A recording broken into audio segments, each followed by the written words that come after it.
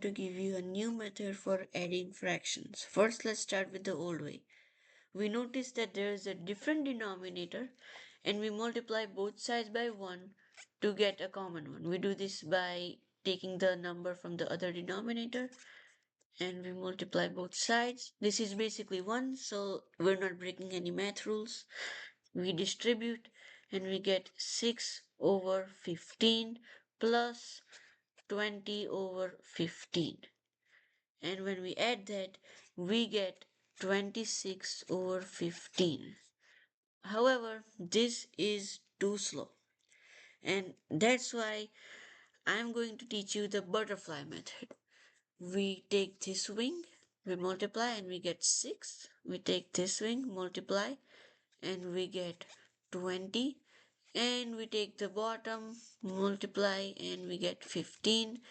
And this gives us the same answer. Thanks for watching. Goodbye.